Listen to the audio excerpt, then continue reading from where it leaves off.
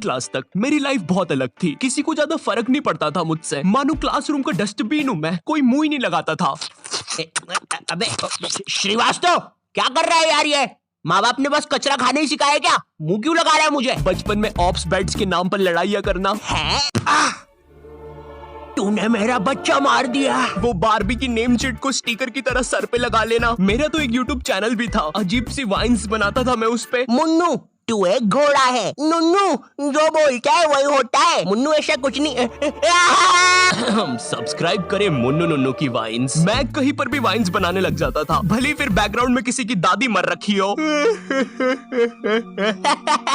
सारी जायदाद मेरी। उसके दूसरे दिन ये बंदा भी मेरी वीडियो पे कमेंट कर रहा होता है, भाई full haha video, thank you मेरी दादी के साथ कोलैबोरेशन करने के लिए। ओम नमः शिवाय। जिसकी दादी मरी है वो ये इस कमेंट को लाइक करो। जिंदगी बहुत मस्त चल रही होती है, लेकिन फिर 10th क्लास आ जाती है। 10वीं कक्षा, नो दोस्ती यारी, ओनली पढ़ाई। 10th क्लास के टाइम पर तुम्हारे मम्मी पापा को भी एकदम से याद आता है, अरे हमारा तो बच्चा भी है। अरे हाँ, किधर रखा है उसे? लास्ट टाइम तो कबर्ड में रखा था, भाग गया। 10th क्लास में ना तुम्हारे मम्मी पापा तुम्हारे पास आते हैं, इधर तुम तुम्हारे रूम में अजीब से काम कर रहे होते हो। ओहो हो साइंटिस्ट है। ओहो हो साइंटिस्ट। पीछे से तुम्हारे मम्मी पापा आते हैं। पूची पूची पूची पूची पुई। हाँ मुझे पता है मम्मी पापा के चलने की आवाज ऐसी नहीं होती। 10th क्लास में मेरे पापा भी मेरे पास आए थे। उन्होंने मेरे कंधे पर हाथ रखा, मेरी आंखों में आंखें डाल के देखा और कहा, ये सर पे बारबी की नेम चिट लगाना बंद कर। और 10th क्लास आ गई है, पढ़ाई कर लेना चुपचाप। हाँ? अब तो और अच्छा लग रहा हूँ। हगी मारू है, लकी मैन है, ककाशी सेंसेई। पढ़ ले चुपचाप। वैसे ये कर कैसे रहा है ऐसे? मेरा तो हो ही नहीं रहा। 10th क्लास से ही तुम पर एक पढ़ाई का बोझ आने लगता है, जिसके कारण तुम्हें अपनी हॉबीज, कलाकारी, संस्कृति छोड़नी पड़ती है। हाय रे, ये विद्यालय की शिक्षा और माँ बाप की इच्छा से ऊपर वाले ही बचाए।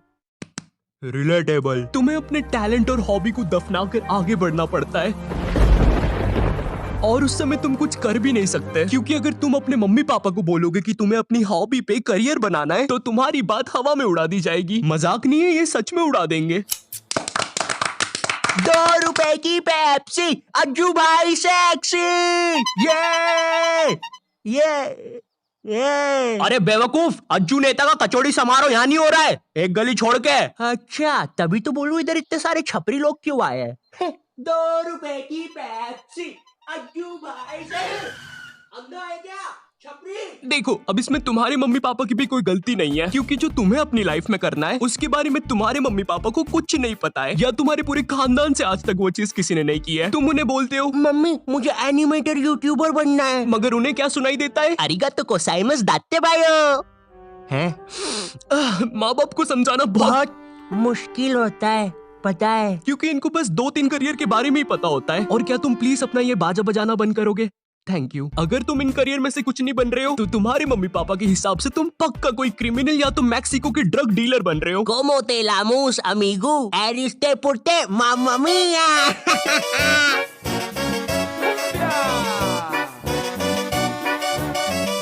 इधर तुम मम्मी पापा को अपने सपने बता रहे हो, उधर मम्मी पापा किसी दूर के मामा के एग्जाम्पल दे रहे होते हैं कि कैसे वो भी अपने एक्टिंग के सपने लेकर सपनों के शहर बम्बई गया था, लेकिन वहाँ कहाँ? सपनों के शहर बम्बई। मैं बस उसे निराशा ही हाथ लगी। तो अब बुलाते हैं नेक्स्ट कॉन्टिनेंट को। मैं सपनों के शहर बम्बई आया हूँ।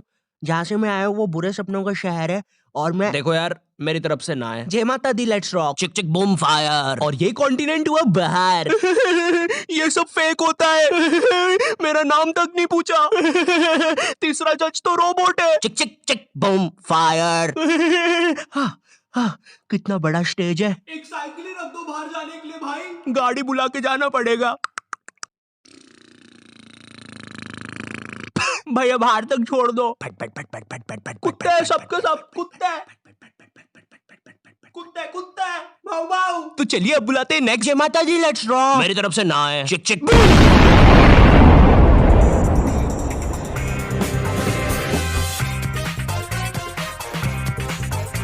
तो अब मैं अपने बारे में बताता हूँ। तो नॉट यू टाइप जी। थू। जी आपने कहा कि आपको पढ़ाई में बचपन से इंटरेस्ट नहीं था। जी बचपन से ही कुछ क्रिएटिव करना था आपको। जी। तो ये 10वीं के बाद आपने बायोलॉजी क्यों ले ली? कहीं माँ बाप ने कोड़े मारे थे क्या? नहीं नहीं जी, मम्मी पापा तो सही है। मम्मी ने तो टिफिन भी बांध के दिया है, तेल छोड़ दिया अचार ने। तो जी ऐसा था कि मैंने बस बायोलॉजी ले ली थी, मुझे नहीं पता था इतना पढ़ना पड़ता है। 11वीं और 12वीं पता ही नहीं चला इसकी माँ का 2 साल कहाँ निकल गए। जी जी जी और फिर हवाबाजी में बंदी भी बन गई, तो यूट्यूब करने का टाइम ही नहीं मिला। जी जी जी जी जी। चाय पियेंगे? आप पिलाएंगे तो क्यों नहीं पियेंगे। तो आप लोग भी बने रहिए। उसमें मुझे क्या मिल रहा है, मेरा क्या फायदा पॉडकास्ट में। ये हाँ, ये मेरी रियल कहानी है। मेरा प्लान तो वीडियोस बनाना ही था, पर पढ़ाई के प्रेशर में 2 साल कहाँ निकल गए मुझे पता भी नहीं चला। हाँ, मैं बायोलॉजी के अलावा कोई सा सरल सब्जेक्ट जैसे आर्ट्स लेके, आर्ट्स का मैन मैं हूँ दुनिया का रखवाला, आर्ट्स भी बन सकता था। पर मेरे स्कूल में मैथ्स, बायोलॉजी और कॉमर्स के अलावा कोई सब्जेक्ट ही नहीं था। और देखो, मुझे कॉमर्स और मैथ्स तो लेना नहीं था, क्योंकि कॉमर्स वालों को स्कूल में कोई सीरियस नहीं लेता था। अंदर आग लगी है, आग है अंदर। अच्छा तो ये लो पानी। अरे अरे क्या कर रहे हो, सच बोल रहा हूँ, बंटी और रोहन ने आग लगाई है। चल बंटी कमाल, पाद के मचाते धमाल। भाई तुझे कितनी बार बोला है, मुझे वो डायलॉग पसंद नहीं। अपन को हिचके आया रे, लगता है अपन को भी कोई याद कर रहा है। भाई पक्का रवि ने चुगली लगाई होगी। हाँ, यही थे मेरे कॉमर्स वाले।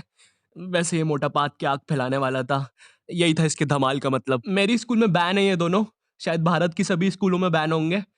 तिहाड़ जेल में अभी ये दोनों। वैसे चल बंटी कमाल, पाद के मचाते धमाल। भाई तुझे कितनी बार बोला है, मुझे वो डायलॉग पसंद नहीं। अपन को हिचके आया रे, लगता है कोई याद कर रेला। भाई पक्का रवि होगा। अब अगर मैं मैथ्स की बात करूँ तो मैथ्स के साथ मेरे रिश्ते बहुत बेकार है, वो मुझे पागल करता है।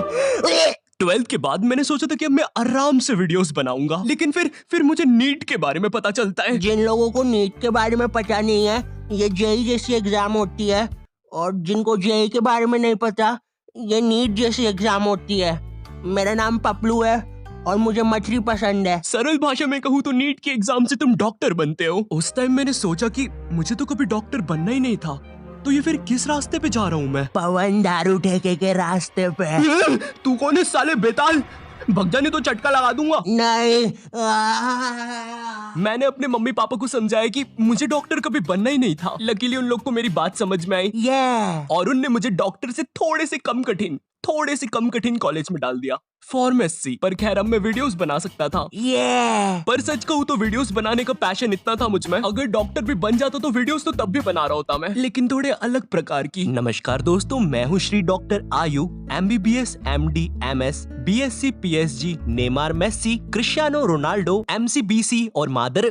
सबसे पहले हमारी डॉक्टर मेंबरशिप खरीदने वालों को शाउट आउट दे देते हैं। पैरालाइज नानी, हीमोग्लोबिन संजू, एड्स का मरीज राजू और नीट एस्पिरेंट सरोजनी। और हमारे लिए एक मैसेज भी आया है, मेरी माँ मर गई तेरी वजह से हराम कौर। थैंक यू फॉर 5 रुपए सुपर चैट। चलिए अब इस मरीज का पाइल्स का इलाज करते हैं। डॉक्टर मेरे मरने के बाद आप क्या बोलोगे? Like share subscribe.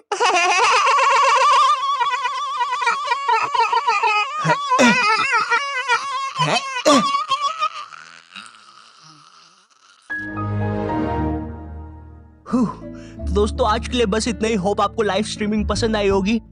है